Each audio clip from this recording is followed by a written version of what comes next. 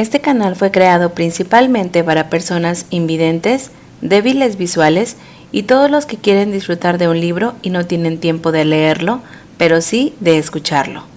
Todos los derechos son del autor. La profecía del arcángel, de Nalini Singh, del gremio de los cazadores. Libro número 11. Capítulo 1. Elena notó los gorriones en la periferia de su mente. Las pequeñas aves se sumergían y bailaban más allá de las ventanas de la torre, sus alas casi rozando el vidrio. Por un segundo, sintió un escalofrío en la parte posterior de su cuello, pero luego los gorriones volaron para hacer cosas de gorriones y se dio cuenta de que estaba siendo paranoica. Solo porque las aves de la ciudad se habían vuelto espeluznantes y de otro mundo, no significaba que cada gorrión fuera un presagio. A veces un pájaro era solo un pájaro. Ella regresó a su combate a muerte de Scrabble con Vivek. 10 minutos más tarde, los dos estaban disfrutando de una locura de placer al discutir una palabra cuando Sara la llamó para pedirle que rastreara a un joven vampiro que pensaba que podía saltarse el contrato. ¿Por qué?, dijo a Sara, después de que Vivek puso la conversación en altavoz. Porque eres un cazador del gremio y encontramos y devolvemos vampiros fugitivos. Fue la respuesta seca de Sara. Si no lo sabes para ahora, Eli, no hay esperanza para ti. No. Elena se recostó en su silla frente a Vivek. ¿Por qué un cierto porcentaje de bebés vampiros piensan que a todas las cosas desagradables y terribles que han escuchado sobre los ángeles viejos no son ciertas? Y después de descubrir que, de hecho, todos los conocimientos previstos son ciertos, ¿por qué crees que serán los únicos idiotas mojados detrás de las orejas que logrará la libertad? Ambas cosas no tenían ningún sentido para Elena. Tendría que ser ciego, sordo y mentalmente desequilibrado para no darse cuenta de que los ángeles no eran humanos de ninguna manera, ni en el aspecto ni en la forma. Para ser que había vivido 1000 años. ¿Qué eran los mortales y los vampiros recién hechos, aparte de bichos para ser aplastados? Nada más que luciérnagas frágiles, bastantes quizás, si tus gustos funcionaban de esa manera, pero se habrían ido y olvidado en meros latidos del corazón. El hecho de que Elena fuera ahora la consorte del inmortal más poderoso de América del Norte no cambiaba su comprensión profunda de esa terrible verdad. Rafael estaba aprendiendo a actuar con más humanidad debido al vínculo de amor que los unía. Pero no era humano y nunca lo sería. Sería como pedirle a un tigre feroz que se volviera dócil. Una imposibilidad y una destrucción. Rafael era una furia gloriosa, un poder. Así como Elena era un ángel recién nacido con un corazón que siempre sería mortal, incluso si vivía 10.000 años. Tengo una respuesta. Vivek levantó la mano, con un rostro afilado y guapo con una sonrisa arrugada y el rico color marrón de su piel iluminado con un buen humor. Había pasado mucho tiempo desde que Elena había visto alguna señal de la petulancia y mezquinidad de una vez que había sido tan parte de él como su sorprendente intelecto. Luego, Vivek había controlado los sótanos. El escondite que el gremio mantenía para los cazadores que necesitaban permanecer escondidos durante un buen rato, como un cazador descarriado que podría haber cortado la garganta de un vampiro tan brutalmente poderoso que era el segundo de un arcángel. Elena todavía no lo lamentaba. Dimitri había merecido sentir el filo letal de su cuchillo y más, y no era como si hubiera corrido el riesgo de morir. El bastardo arrogante le había tirado un beso mientras su camisa estaba mojada con el calor carmesí más oscuro. La pérdida de sangre no era nada para un vampiro tan fuerte. No es que su falta de lesiones y su retorcida alegría por la interacción violenta le hubiera impedido acechar a Elena. Por lo tanto, su necesidad de desaparecer en los sótanos. En ese momento y en ese mundo subterráneo, Vivek había sido el rey y había saboreado su poder. Hacerlo enojar sería decir adiós al aire acondicionado en su habitación, para llegar a una sauna y olvidarse del café recién hecho. En estos días, sin embargo, los sótanos eran el dominio de otra persona, y como ella, Vivek se estaba reconciliando con una extraña piel nueva. En los 5 años transcurridos desde que había sido hecho vampiro, el antiguo cazador de gremios tetrapléjico había recuperado el uso de sus brazos y la mayor parte de su cuerpo superior. A pesar de que la parte inferior de su cuerpo permanecía adormecida por la sensación y no le ofrecía ninguna forma de salir de la silla de ruedas en la que había estado desde la infancia, Vivek no se quejaba. Los curanderos habían predicho que le llevaría décadas recuperar incluso el movimiento básico. «Ilumínanos», dijo Sara en respuesta a la declaración de Vivek, su tono claramente divertido. Los susurros que llegaron a la línea le dijeron a Elena que su mejor amiga estaba limpiando el papeleo mientras les hablaba. El trabajo del director del gremio nunca terminaba.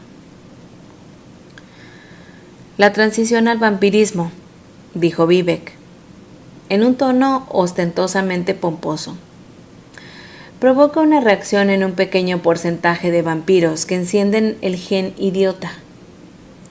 Levantó un dedo en una postura de atención. Dicho gen está ubicado en la par de cromosomas 24, conocido coloquialmente como el cromosoma vampiro. Elena asintió al igual de solemnidad. Una hipótesis interesante, profesor Kapoor. Tal vez debería solicitar una beca de investigación BPA. Cuando Vivek reprimió su referencia a la Autoridad de Protección de Vampiros, que parecía existir para bofetear a los cazadores del gremio con demandas por violaciones de fuerza excesiva, generalmente mientras los cazadores aún sangraban por mordidas y garras de vampiros. Sara dijo: «Si ustedes dos comediantes terminaron, necesito que muevas el cuchillo, Eli. El ángel involucrado es muy alto y está muy enojado. Me llamó Imani». Elena podría haber renunciado al gremio hace años. Ser consorte del arcángel de Nueva York tendía a atar el tiempo de una mujer, pero se aferraba al gremio con las uñas. Siendo una cazadora tan parte de su psique como respirar, más aún porque ella era una cazadora, un sabueso con capacidad para rastrear vampiros por su olor. Roble oxidado, champán, azúcar mezclada con calor, una cascada de flores. Solo 4 aromas entre los millones en el mundo. Su cerebro tenía la capacidad de reducir un olor particular a un vampiro en particular. Vivek, por ejemplo, era frío y se sentía como el agua del río y una explosión vívida de fragmentos de agua marina. Sabía que esto último no era un olor, pero era la única forma que había encontrado para descubrir lo que había captado alrededor de su amigo. En cuanto a la capacidad de rastrear ángeles, había comenzado a desarrollarse después de despertarse como un ángel, algo que seguía siendo errático en el mejor de los casos e inexistente en el peor. «Conozco a Imani», le dijo a Sara. «Esperaba que dijeras eso. Ella es quisquillosa». Esa fue una palabra para el ángel en cuestión. «La calmaré. He enviado los detalles a tu teléfono. ¿Quieres un collar?» «No, estaré bien». No tenía sentido desviarse a las oficinas del gremio por el dispositivo de inmovilización de vampiros cuando ya tenía la ventaja de las alas, así como una gota de fuerza inmortal. No mucha, una risa en comparación con la humanidad de los ángeles, pero ahora era mucho más difícil de herirla que cualquier otro cazador en el gremio. Si no puedo arrastrar a un corredor por mi cuenta, necesito que ingresen en la escuela de recuperación del gremio otra vez. Cuando Vivek sonrió, Sara dijo: «Ven esta noche a tomar un café. Quiero hablarte de algo». «Estaré allí». Colgando, Elena señaló con un dedo a Vivek. «Me retiro a mi desafío sobre tu palabra creada más recientemente». «¿Tu funeral?». Vivek tenía en su cara de póker Scrabble. «Guardaré el juego para continuar la próxima vez que ingreses». Se escuchó un pitido detrás de él en el centro de control de vigilancia. Girando su silla de ruedas con sus manos, fue a verificar la alerta.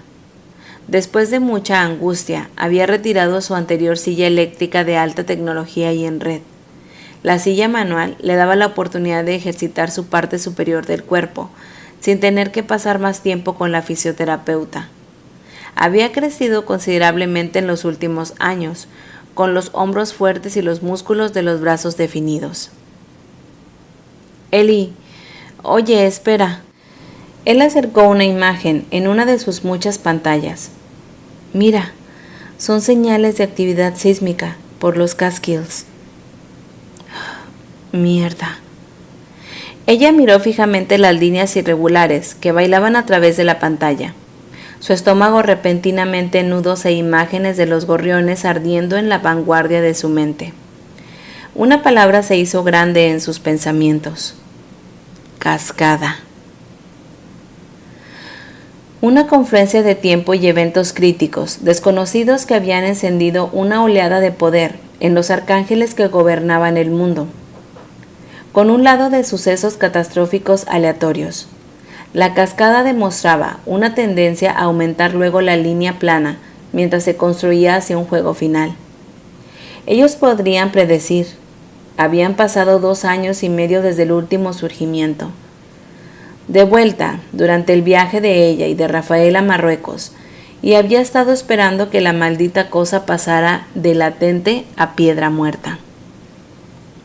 Elena estaba harta de los jodidos zombies, de enfermedades imposibles que sacudían a los ángeles del cielo, y de las tormentas y temblores que dejaban cicatrices en la tierra. Ah, y no olvidemos que el Hudson se volvió carmesí, como si la ciudad estuviera sangrando. Eso había sido simplemente encantador. ¿Qué tan mal? Demasiado y profundo, y demasiado débil para que los humanos lo sientan. Parece que tengo un informe de la agente sísmica en la universidad. Leyó el correo electrónico. Movimiento etiquetado como asentamiento estándar de la Tierra. Solo se registró porque están probando el nuevo equipo supersensible que la torre ayudó a financiar. Con el estómago desnudo, Elena dejó escapar un suspiro silencioso. No había alguna locura vinculada a la cascada. Entonces, no era necesario ponerse el sombrero de papel de aluminio y comenzar a gritar sobre el fin del mundo. Solo un temblor minúsculo, normal, profundo en la tierra. Hazme un ping si recibes más alertas y asegúrate de que Dimitri también lo sepa. Será mejor que empiece esta cacería. Vivek giró su silla de ruedas. Feliz caza. En sus ojos oscuros e intensos vivía un hambre salvaje. Era como si su transición al vampirismo se hubiera fragmentado durante más de 2 décadas de control implacable. Porque Vivek también era un cazador nacido. La caza estaba en su sangre. Que no se hubiera vuelto loco hace mucho tiempo era un testimonio de su increíble resolución. Elena lo había usado como respaldo en 2 trabajos recientes, donde podía ubicarse en una azotea y cubrirla con un rifle de francotirador. Un número de otros cazadores lo habían atraído de la misma manera. Por ahora, eso parecía ser suficiente para quitar el borde. Tú también, dijo ella sintiendo con la cabeza hacia su centro de control. Saluda a tu hombre enamorado de mí. Un dedo medio levantado antes de volver a las pantallas que fluían con datos. Regresa cuando estés lista para ser masacrada en el tablero de Scrabble, ¿ok? Abandonando el centro tecnológico de la torre con un final. ¿Te inventaste esa palabra? A lo que Vive gritó.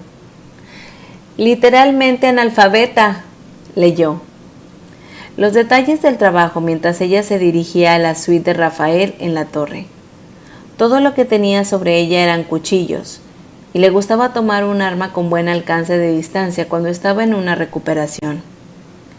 Gota de fuerza inmortal o no, la arrogancia era una buena manera de morir. La semana pasada, Ransom apenas había escapado de ser destripado por las garras sucias y asquerosas de un vampiro agresivo. Algunas personas no tenían sentido de buena higiene. Tal como estaba, la preciada chaqueta de cuero de Ransom no había escapado ilesa del intento de ataque. Todavía estaría enfadado por eso si su esposa no hubiera logrado obtener una chaqueta casi idéntica de quien sabía dónde. Los bibliotecarios obviamente tenían habilidades de investigar estelar, y los bibliotecarios casados con cazadores del gremio tenían nervios de acero. Según Ransom, su esposa le había dicho que se limpiara la sangre de vampiro antes de poner un pie en su casa. DeMarco había resoplado cuando Ransom relató esa historia. El caballo peludo rubio estaba en gran necesidad de un corte. No obedecería las órdenes de mi esposa de esa manera. Tienes que ser el hombre en la relación. Llevar los pantalones. Claro. Ransom había arrastrado impetuosamente. Pasaré tus palabras de sabiduría a Nire la próxima vez que ella hable sobre invitar a tu lamentable trasero a cenar. Disfruta el pan mohoso de tu nevera.